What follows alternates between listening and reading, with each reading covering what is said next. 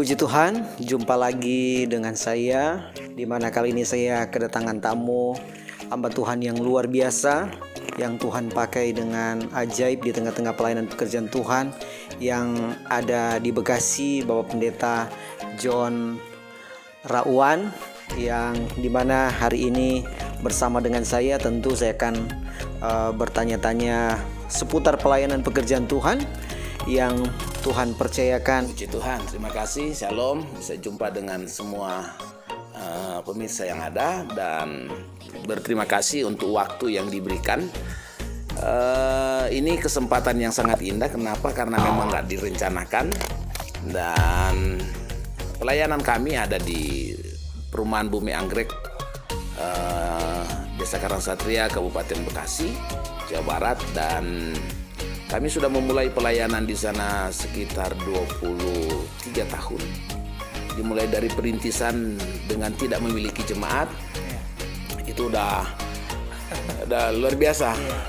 Pertama waktu kami mulai pelayanan di sana itu kami bingung memulai dari mana, karena enggak tahu kami mau berkunjung ke siapa gitu kan. Enggak ada yang kita kenal. Nah, karena saya dengan istri jalan, kami ke pos security, kami pura-pura nanya lah, karena enggak ada yang kami kenal. Jadi kami tanya, ada enggak nama Bapak si Anu gitu, pakai nama Alkitab begitu. Terus mereka bilang, enggak ada. Saya bilang, tapi dia orang Manado. Enggak ada Pak, di sini ada orang Manado, tapi namanya si ini. Dalam hati lah, itu yang dicari gitu kan. Karena memang enggak ada yang kita kenal, menerka-nerka aja. Terus kita kenalan, ngobrol-ngobrol, dan puji Tuhan dia sambut kita gitu, dia terima kita. Dari cerita-cerita itu, bahkan waktu kami bilang kami ini hamba Tuhan, mau buka pelayanan di Bumi Anggrek, dia welcome banget gitu. Oh sudah, dari dialah dia tunjuk ada di depan rumah dia, di samping rumah dia. Dan kami mulai pelayanan itu dengan 3 keluarga. Oh, 3 keluarga. 3 keluarga, dimulai juga di rumah dia. Oh iya. Di rumah dia kita mulai pelayanan begitu. Apa artinya? Tuhan selalu memberikan hikmat gitu. Ketika memang kita nggak tahu harus buat apa, mau kemana, caranya bagaimana. Nah disitulah Tuhan buka jalan. Walaupun mungkin saya bilang dengan istri bilang ini mah hikmat apa ya? Pokoknya hikmat Tuhan taruh gitu. Gitu. Puji Tuhan. Sebenarnya dengar agak lucu, cuman inilah yang Tuhan taruh dalam hidup kita untuk melayani. Kadang memang di pelayanan pekerjaan Tuhan, apalagi baru awal itu kan pikirannya, aduh ini bagaimana ini dia, mau mulai dari mana, seperti yang sudah disampaikan tadi. Dan akhirnya mendengar apa yang sudah disampaikan itu dimulai dari 3 keluarga. Proses pelayanan pekerjaan Tuhan dari 3 keluarga ini kan di rumah di mana Bapak pertama yang ketemu ya. Kemudian bagaimana proses selanjutnya sehingga sekarang ini memang pelayanan yang Tuhan sudah percayakan begitu luar biasa. Ya, kita mulai pelayanan pertama itu tanggal 29 Januari. Nah, tahun 1997 itu kita mulai di rumah yang kita datangi orang Manado itu. Kita mulai pelayanan dengan 3 keluarga. Selama setahun kami hanya 3 keluarga. Oh iya. 3 keluarga. Dan dalam proses itu Tuhan mendidik kami untuk mengandalkan Tuhan, karena biasa dalam pelayanan, apalagi pelayanan perintisan kan gak semuanya ada. Karena tadinya kami pelayanan di PTP 7 Desa Penanggiran Muara Enim, Sumatera Selatan. Dengan puji Tuhan bisa membangun gereja. Waktu itu ada jemaat. Tiba-tiba kami datang ke Bekasi yang gak punya apa-apa dalam tanda kutip begitu kan. Tapi Tuhan selalu mempermuliakan nama Tuhan dalam pelayanan. Dia selalu mampu mencukupkan kebutuhan kami, walaupun memang ada kalanya Tuhan izinkan kita lewat pergumulan gitu. Pergumulan di sini pernah satu ketika kami diizinkan Tuhan tidak punya apa-apa, nggak punya uang, nggak punya, ada beras sebenarnya satu centeng apa itu, black ya, kaleng susu, 1 kaleng susu. Yang kemudian saya bilang sama istri saya, sama kakak itu, saya bilang ini cuman sedikit kan, kita nggak tahu kapan Tuhan akan jawab doa. Coba bikin bubur. Berasnya sedikit, airnya yang banyak. Jadi itulah yang dimakan oleh istri saya dengan si kecil gitu. Tapi itu kalau Tuhan tempatkan pasti Tuhan bela. Selama 3 hari itu saya puasa pastinya, nggak ikut makan karena memang sudah nggak ada, karena nggak cukup. Satu kaleng itu sehari sebenarnya nggak sampai sehari harusnya. Itu pun mungkin satu orang dewasa Iya, makan. Satu orang dewasa makan selesai itu gitu kan. Tapi puji Tuhan setelah 3 hari dalam doa saya doa, istri saya karena masih ada baby, dia harus jaga. Tiba-tiba di hari ketiga sore itu ada mobil mampir di depan rumah. Dia klakson. Saya lagi doa, saya bilang sama istri saya, "Mah, lihat itu kayaknya ada orang." Tapi waktu dibuka, menurut istri saya dia lihat mobil memang ada, tapi nggak ada orang. Maksudnya tidak ada orang turun dari mobil. Sehingga dia pikir mungkin ini tamu orang lain gitu. Tapi kemudian karena diklakson terus, akhirnya istri saya keluar lagi. Waktu dia lihat turun hamba Tuhan dari mobil, ya pendeta Edi Tampi. Langsung dia bilang, karena dia kenal pendeta Edi Tampi ini istrinya sama dengan istri saya, maksudnya satu kampung. Dari Tompasuk Baru. Sehingga dia bilang, "Ses, sini, mana tuh Bro?" Jadi langsung istri saya panggil saya, kita pergi lihat di mobil. Dia bilang, "Kasih turun tuh di oto itu." Wah, luar biasa. Beras 50 kilo dan lain sebagainya. Artinya semua keperluan ada di situ. Yang luar biasa. Ini menurut hamba Tuhan yang datang ke kami itu, dia bilang begini, sebenarnya tidak ada rencana mereka ke bumi anggrek. Tidak ada rencana mereka bawa berkat itu ke bumi anggrek. Sebenarnya jatah ini sudah ada nama hamba Tuhan di tempat lain.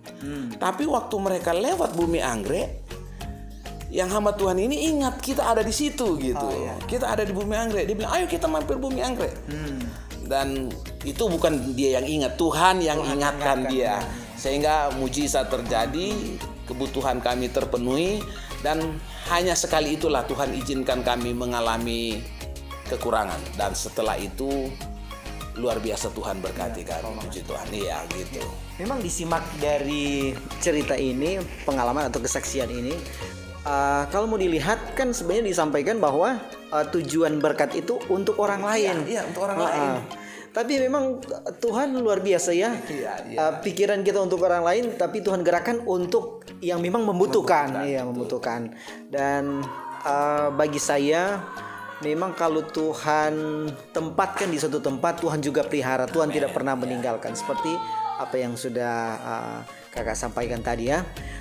Berikut Kak, itu kan secara ekonomi ya, bagaimana proses di tengah pelayanan pekerjaan Tuhan dalam hal tantangan, entah itu tantangan luar atau tantangan yang ada di dalam itu sendiri ya. Ya, puji Tuhan. Kalau bicara tantangan memang dari luar kita nggak begitu bisa dikatakan kami tidak mengalami tantangan.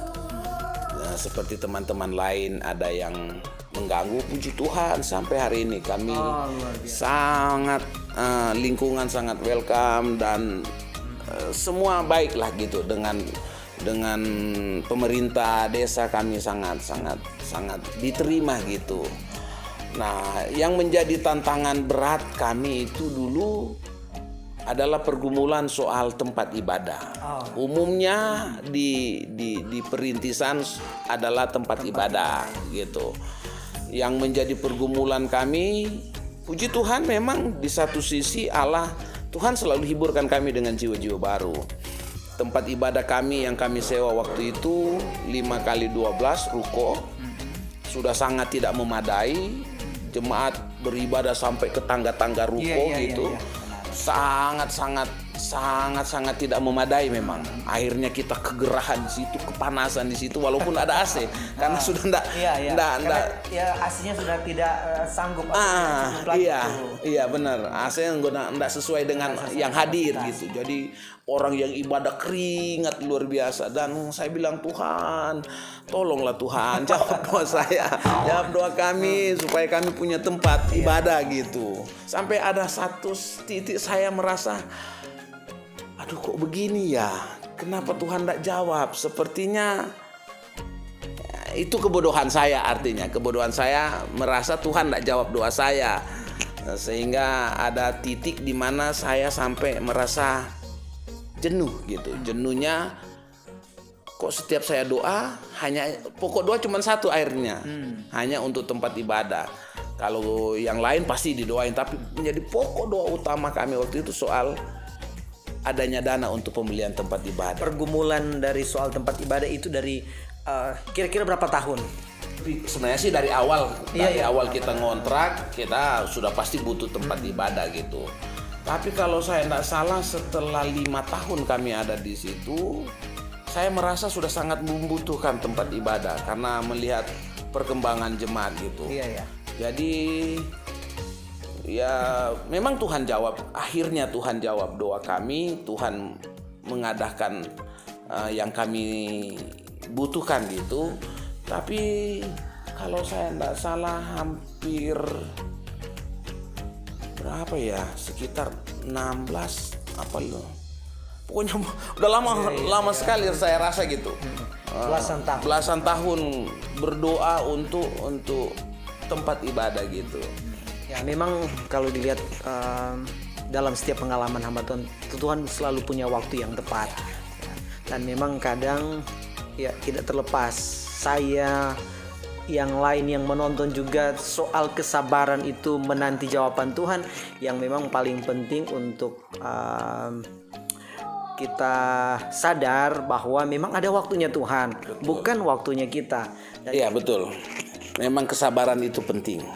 Karena setelah 21 tahun pelayanan kami di Bumi Anggrek, baru Tuhan jawab doa itu. Kalau seandainya saya tahu 21 tahun Tuhan jawab, pasti saya tidak sempat ngeluh gitu. Cuma karena nggak tahu. Jadi pergumulan itu 21 tahun kemudian, setelah 21 tahun pelayanan, jadi di usia 21 tahun pelayanan kami pesta.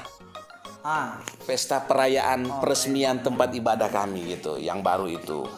Dari banyak pengalaman kami dalam pelayanan, mungkin bisa saya katakan pembelian tempat ibadah itulah yang mujizat paling besar. Dari semua banyak pertolongan Allah, dari semua banyak mujizat yang terjadi, saya bilang pembelian tempat ibadah itu yang paling besar mujizatnya. Kenapa? Karena kami nggak punya duit. Nggak pernah. Ruko itu yang karena sudah ditulis itu mau dijual. Saya pun sudah dengar harganya 1,5 miliar. Mana mungkin saya beli gitu kan. Tapi tiba-tiba yang punya ruko itu datang ke kami setelah selesai ibadah itu. Dia bilang, Pak John, belilah ruko saya. Saya tanya, berapa Ci? Udahlah datang ke rumah aja, kita ngobrol-ngobrol, dia bilang. Jadi saya ajak majelis gereja, saya ajak beberapa pelayan kami ke tempat dia, ngobrol-ngobrol. Saya lihat dari lantai 1 sampai lantai 3. Wah luar biasa. Terus saya lihat ada tanah lebihnya. Tanah lebihnya itu 6,5 meter. Jadi sangat besar kalau digabung dengan yang sudah ada gitu. Waduh besar sekali. Terus sambil ngobrol-ngobrol dia tanya, dia bilang, Pak John harganya 1,5 miliar. Terserah Pak John mau tawar berapa. Waduh saya pikir berapa ya. Saya tawar lah 1,3 miliar.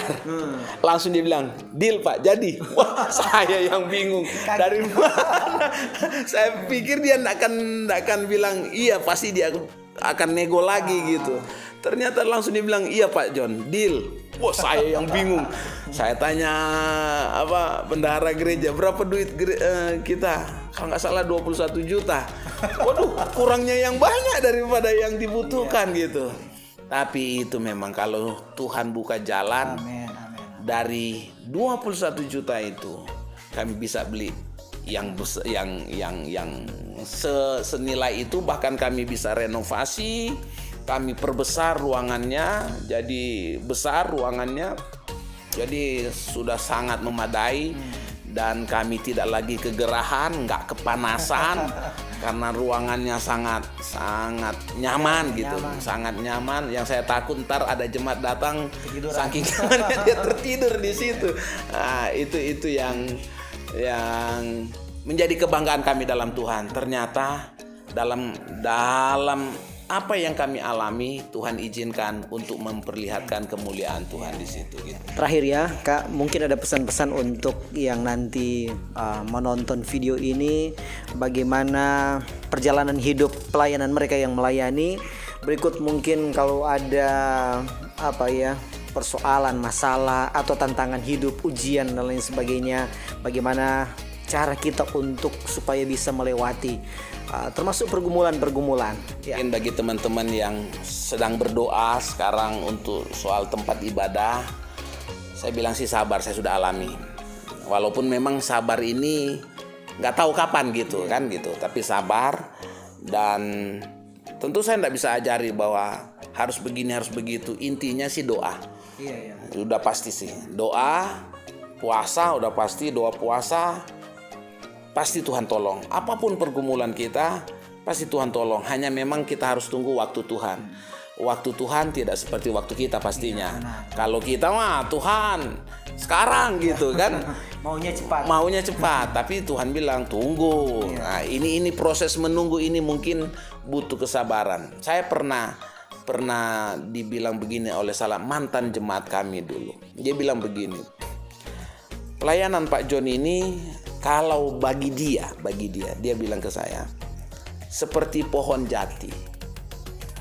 Pohon jati itu nggak bisa ditebang setelah dia 10 tahun. Dia harus puluhan tahun supaya dia kuat. Semakin lama dia tumbuh, dia semakin kuat. Walaupun dia cara dia membesar itu nggak secepat seperti pohon lain, cepat banget dia besar. Kecil tapi kualitasnya besar. Itu saya sih terberkati waktu dia ngomong gitu. Iya ya, pelayanan saya waktu itu kecil, tapi saya yakin pasti jadi besar gitu. Ya itu soal kesabaran jadinya kan gitu. Jadi bagi teman-teman yang dalam pergumulan, yakinlah, percayalah, Tuhan pasti tolong engkau, Tuhan pasti bela engkau, Tuhan pasti jawab doamu. Hanya tunggu waktunya Tuhan. Puji Tuhan, demikianlah bincang-bincang saya dengan hamba Tuhan yang Tuhan pakai dengan luar biasa. Kiranya ini bisa memberkati saudara yang nanti menonton. Saya percaya bahwa dengan kesabaran, ketabahan, ada waktunya Tuhan akan menolong dan memberkati kita semua. Puji Tuhan, demikianlah video ini dan Tuhan Yesus memberkati kita semua. Amin.